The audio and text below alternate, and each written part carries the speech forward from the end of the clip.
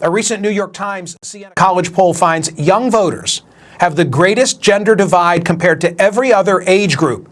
It's 51 points. In other words, men between the ages of 18 and 29, they favor former President Trump over Vice President Harris by 13 points.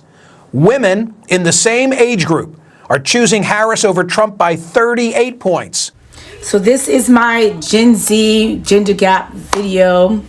I'm wearing a denim jacket. It's my brother's jacket. Mess in the back. Because I have a Gen Z child. So this is what a Gen Z room looks like. Or at least my child's room looks like. So decorating I'm ready for the occasion.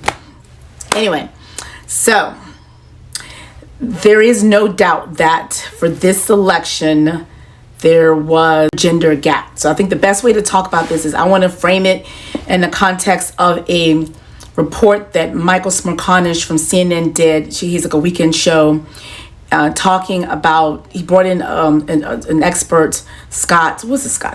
So he did this interview with Professor Scott Galloway, who's a podcaster of Prof G. He's the one that the soothsayer of Gen Z Men whenever people want to figure out, try to decode the enigma, which is Gen Z Men and their political stance. They call him. He bemoans identity politics, though he's built his career and he's building up his brand around the young white male Gen Z identity, but I digress. Anyway, so this interview with him, but in this segment during Michael Smerconish's show, he talks about Claire Kane Miller, who did a New York Times piece, just kind of like dissecting them, like saying what's going on with the Gen Z men, and he cites some quotes. He quotes some citations and some stats to show that that group, that demographic, is the biggest gender gap, whereas young Gen Z men between 18 and 29 were breaking for Donald Trump at 13 points, and young Gen Z women of the same age, 18 to 29, were breaking 39 points or something like that for Kamala Harris. The biggest difference in opinion between male and female voters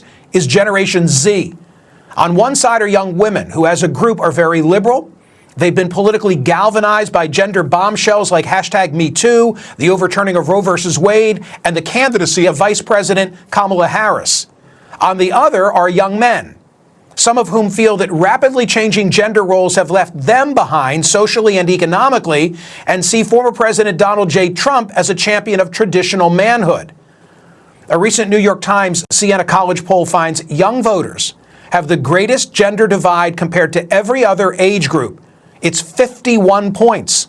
In other words, men between the ages of 18 and 29, they favor former President Trump over Vice President Harris by 13 points. Women in the same age group are choosing Harris over Trump by 38 points.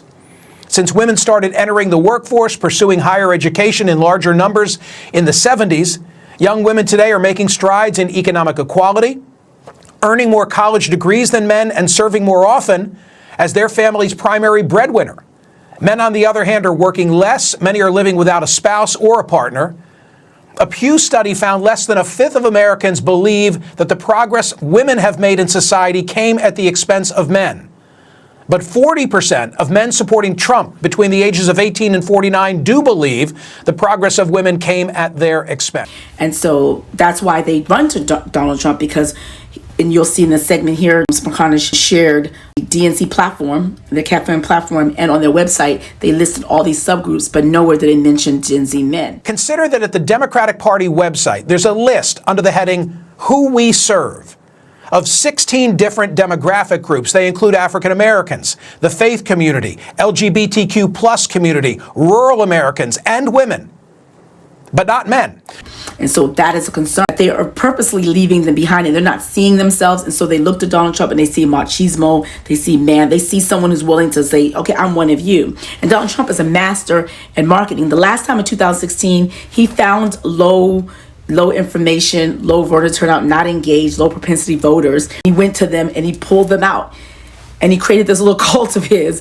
And then in 2020, it didn't work out. But 2024, he found another group of people, the Gen Z men. He found there's another disenfranchised, low voter turnout, the first-time voters. Here's a nice cadre pot of voters. Let me go into them. And Trump has been trying to reach out to this demographic, doing podcasts and golfing with the Nelk Boys, joking around with Theo Von, appearing on YouTube with Jake and Logan Paul, as well as with streamers like Aiden Ross, reaching the millions of young men who follow these social media personalities.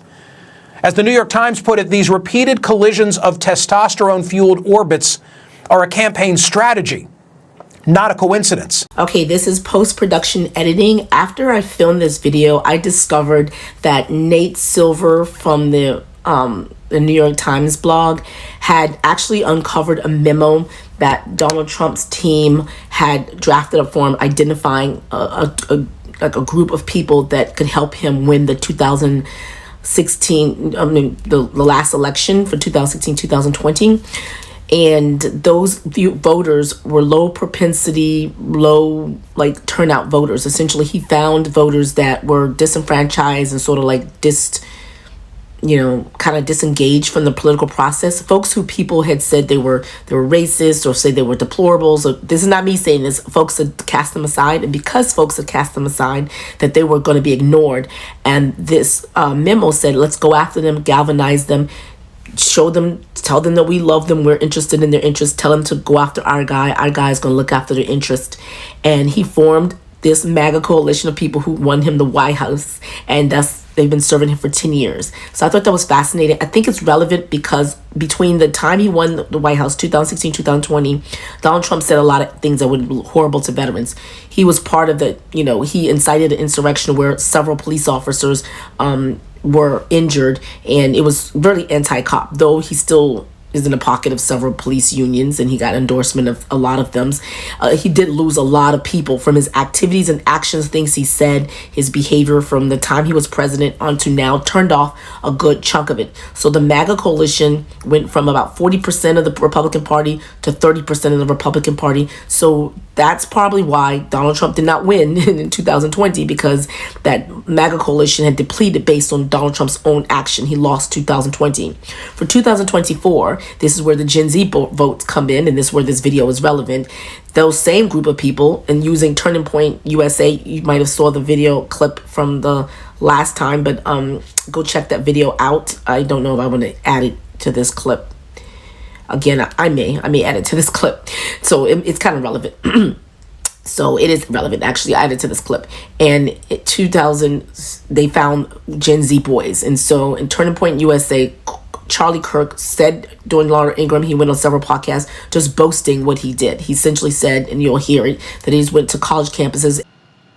Well, look, first of all, your previous guess is exactly right. Donald Trump had a lot of support. And so what we at Turning Point Action are trying to figure out, we need to turn supporters into voters. It doesn't matter if people say, yay, Trump, and they go home. You need to do the hard work to turn low propensity voters and actually get their ballots into boxes, and that requires bodies. So we quietly hired well over 1,000 full-time people across all the battleground states in Arizona, Wisconsin, partially in Michigan and Pennsylvania. And I visited 25 college campuses this semester, and we started to draw crowds. Laura, I said, there's something happening here, guys. We're drawing 3,000, 4,000, 5,000 people, and the media wouldn't touch it. And the Kamala people would have like a little booth with 3 or 4 people, and we would register 500, 600, 700 first-time voters. Wow. But here's the other thing, is that the embracing of early voting is exactly one of the reasons why we did this. When you expand the amount of days, the net of which you can cast then, it increases your probability to bring first-time voters in. Think about it. If it's just one day, it's really hard to get first-time voters just to show up on one day. If you have 30 days, and all of a sudden you have election month, it allows organizers like that we have at Turning Point Action, our ballot chasers, to be able to find these first-time voters and follow up 1, 2, 3, 4, 5, 6 times, text message, phone calls, and get those ballots in the boxes. Laura, the media was fawning over the Kamala Harris ground game, and I was laughing the entire time because the Kamala Harris, it was a complete consultant-driven media op. They said, oh, we knocked on 9 million doors. They were bragging about activity while we were doing results. We were banking votes for Donald Trump, and the results speak for themselves. We won the youth vote in Michigan, nearly won it in Wisconsin, competitive the youth vote in all across the 7 battleground states. Our plan at Turning Point Action worked, and I think it might have made a decisive difference in many of these states. And they, I guess, gave these kids a red hat, and these young men wanted to belong to something. They felt like not seen by the Democratic Party, something that Michael Spurgonish, Scott Galloway has been saying is that they wanted a home, and they said they found a home in Donald Trump. Now, just like with the last people who they're going to find out that Donald Trump's policies aren't necessarily great for them or their families or their friends or their neighbors or things like that. And they maybe start to be turned off. But a lot, again, they're low information from the the pot of people that he got to win him his election in 2016 to the new pot of people he got in 2024, both of them are low information, low propensity voters. Young men, young people generally don't vote a lot. So essentially, what you'll hear Charlie Kirk said is they just harassed them until they got those folks to turn in their ballots. And that's how they essentially won. Because so the old Maga who never left Donald Trump came on and didn't get turned off, plus these young Gen Z boys together was enough for Donald Trump to win the White House in 2024. So he says he has a mandate, but what he does has a mandate of low information people. I bump into these folks on social media and they give me a set of like 4 to 10 talking points. They're usually the same thing. They'll talk about World War III. They'll say something about food prices. They'll say something about the Democrats not, squandering their money. All these are talking points they get from these talking points, these folks. They'll say something about the migrants at the border and immigration, and they'll say Donald Trump's going to bring it down. All these things are Donald Trump talking points that's been fed to these kids. But there's no basis of substance, because if I push back and I tell them, give them a little bit of substance or context for all of those scenarios, a lot of times they really just don't have a feedback, because their understanding of the issues of Donald Trump is very cursory, surface level, is based on what someone told them. And so they're low information and they're holding on to him so long as they belong. This is our guy. We're on for him. We're supporting him win and carry on the election, but not knowing when he gets into office, he actually does things that undermine them. Like all his stuff about like these kids are in college. Some of them have student loans. Only the Democrats are trying to forgive student loans. The Republicans actually say, no, we're not forgiving your student loans. We want you to pay for it. So, yeah. Anyway, so that's it. So I just wanted to hop in here just to bring in that point. And he was doing the interviews and he went there and said, I'm one of you guys. And his crude and crass language and his insults only like emboldened them, but they weren't bothered by it. Where everybody else is like, oh my God, I can't believe he's saying all that stuff and he's a criminal. They're just like, that's cool, that's all right. They're cool and they're gonna shrug that off. Because I think about if you've ever gone to high school, if you've seen a high school show, there's always the stereotypical character of the football coach, the head of the football team, who has all these hanger-oners, and everyone wants to be him. They're hanging on his word, and they're just like the brosphere, the manosphere, and then so all that stuff is so cool over there, and it's fine. And Donald Trump just planted his feet in there and said, "Yeah, I'm one of you guys. I'm gonna go on your podcast. I'm gonna golf with y'all, and you're being seen." I said, someone actually told me that it was a mistake for Kamala Harris not to take a Joe Rogan interview. And I was like, no, Joe Rogan said all these things. And they were like, no, I still think it's a mistake. I was back and forth. Like, no, I don't think she needs to do it. I don't think to do it. There was an interview. Somebody was on MSNBC was interviewing students in line, I think at Temple University. And I think they interviewed a couple of young white men, and they said they're not voting for her because she refused to go on Joe Rogan, which just seems shallow, superficial, but that kind of tells you their thinking. And I feel like I know some Gen Z men because I see a lot of them in the comment section of my videos. Like I'm always battling with them or blocking them. And so I see what they say to me and I'm just like, okay, whatever. And it says to me that there's nothing that Kamala Harris or Tim Walz could have done to get this group. Kamala Harris being a Black and South Asian woman, she's talking about the opportunity economy. She's saying a lot of great things, but they won't necessarily resonate with it as much as they did with Donald Trump. And then Tim Walz is a different type of guy. He's a coach, but he's still a compassionate person. And like Scott Galloway said in this segment here, it's not like they don't care. Like these men do care and they are for women's rights, but to the extent that they still feel that while they are supporting women's rights, they know that all these efforts being meant to help prop up women and these other groups, it's kind of like there's no one for them. Great to see you, Michael. Yeah, it's interesting. It would be incorrect to assume that it's men who want to go back to the past and are some way. This isn't thinly veiled misogyny. As a matter of fact, among Gen Z and millennial men, they're very supportive of gender equality. So it's not that they're moving towards the Republican Party. They feel abandoned by the Democratic Party. And that is, if you have a group, the Democratic Party right now, Michael, is facing the same issues as some of the DEI apparatus at universities. And that is when you are purposely and explicitly advocating for 76% of the population, are you advocating for them or are you discriminating against the 24%? And that's how I think a lot of young men feel. Quite frankly, they just don't feel seen by the Democratic Party to the issue. Yeah, so that's an interesting perspective because, and I'm going to say that, I'm going to show you some of the social media responses to these things, to the article, to when this was a hotbed topic sometime in August, is that they're coddled. Like you guys represent the demographic that's the most successful. There was a headline in the New York Times Trump courts the Maniverse. There it is. Big story, well done story. And I took a look, Scott, at some of the comments, and this one caught my eye because it was typical. Put that up on the screen, Catherine. So this person said, that headline says it all. A bunch of bros with fake jobs, preaching to a bunch of bros with no jobs, being courted by a tiny man who has never held a job that he was qualified for. And I could read you 10 like that, more than 10 like that. And I think that's part of the reason why, there's this mindset out there like, screw these guys, they don't need assistance. Many of them are young white men. They've been privileged to begin with. What would you say to those who aren't showing the sympathy for the demographic we're talking about? It's simple. Should a 19-year-old who has fewer opportunities educationally, fewer opportunities professionally, what happened to wood, metal, and auto shop? And I will challenge you. I'm not going to put it here because I'm not going to waste my time.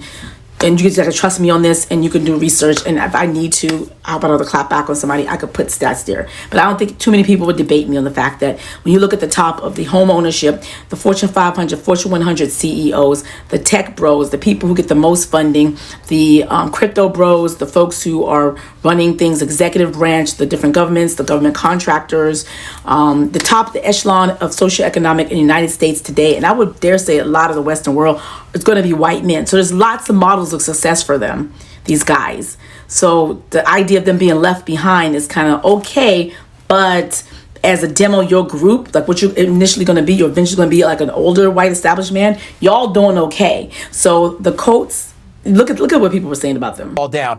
Put up on the screen the social media reaction, because I might want to lean on Scott for the response before he leaves us. Here it is. Sounds like more coddling of fragile male egos and a form of affirmative action. See, this is typical, Scott. This is just like all those comments in the New York Times. Quote, maybe if boys and young men spent more time studying and less time bullying others, gaming or trying to get laid, they'd be better educated.